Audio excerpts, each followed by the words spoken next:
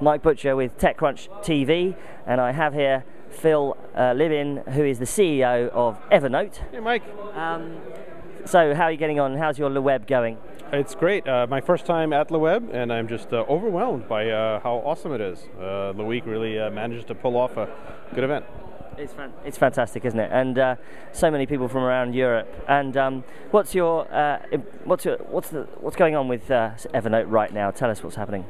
We're just growing like crazy. We're adding maybe 18,000 new people every single day now.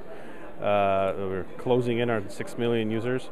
Launching on every new type of platform, making deals with large carriers and other partners. So it really feels like we're 7 minutes into our 15 minutes of fame at this point, kind of right at the...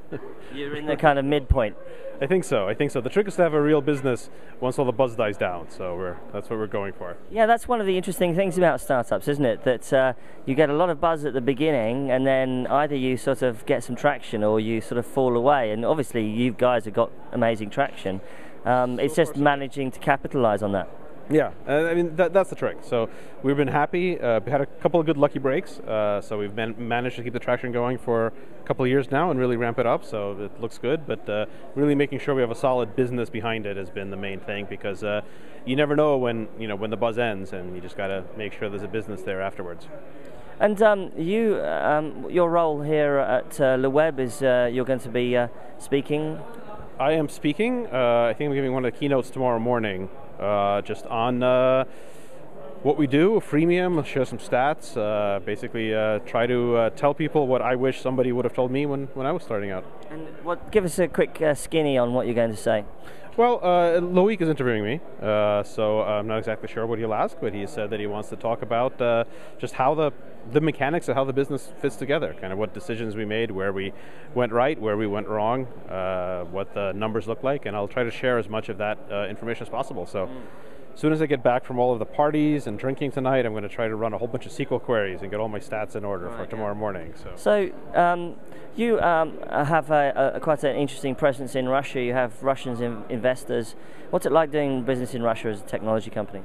Well, the roots of the company, so Evernote is basically two teams of people that came together about 3.5 years ago. So I founded one of the teams, and then the other team was made by this guy named Stepan Pachikov, who's a famous Russian-American inventor, entrepreneur.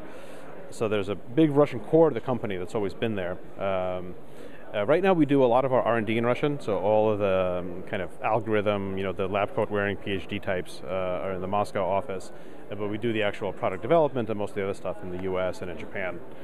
So it's quite global. The Russian market itself is really interesting. It's very buoyant. There's a huge amount of interest and demand and lots of stuff happening.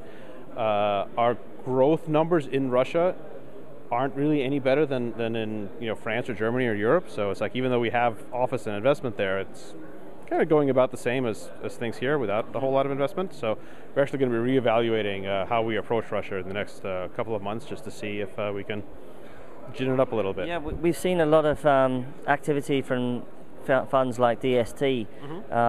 Also been bidding for Twitter recently. Yeah. Would you say that excuse me, and that there's a lot of engineering talent in Russia? Do you think that that's going to be a huge advantage going forward?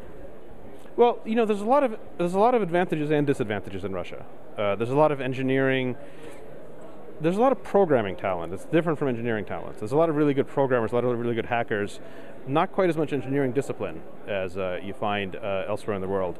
And but that's changing. So I think people and companies are just realizing that there's a difference between being a good hacker, being a good programmer, and being a good engineer that can write consumer-facing software year in and year out. And Russian market is definitely maturing and evolving. I think in the beginning, most of the Russian tech companies were just clones, right? They were copycats of existing companies elsewhere. I think now you're seeing more innovative stuff actually coming out of there, which may actually be exportable to the rest of the world. So it's, I think Russia is definitely sort of solidly in its second phase of development as an interesting entrepreneurial country, and I hope it does well. And I suppose having an app like Evernote, you can actually see where you're getting traction, which sort of regions on the planet. Yeah. What are some of the headline stats right now? Well, the US is about 57% of our users, and by next year it'll be less than 50%. Japan is growing like crazy. Japan is more than 20% of our users, about 30% of our revenue, just out of one country. So Japan is definitely our biggest single market outside of the U.S. Europe is growing really quickly. Some of the Asian countries are growing really fast. The fastest growing is actually Spain. I don't know why. Spain has grown 3 times faster than average than the U.S. in the past 90 days. So I'm actually going to head over to Spain early next year and eat a lot of food in Barcelona and try to figure out why we're getting popular there. Sounds like a lot of fun. Well, thanks very much, Phil from Evernote, and thanks very much. Thank you, Mike. Take care.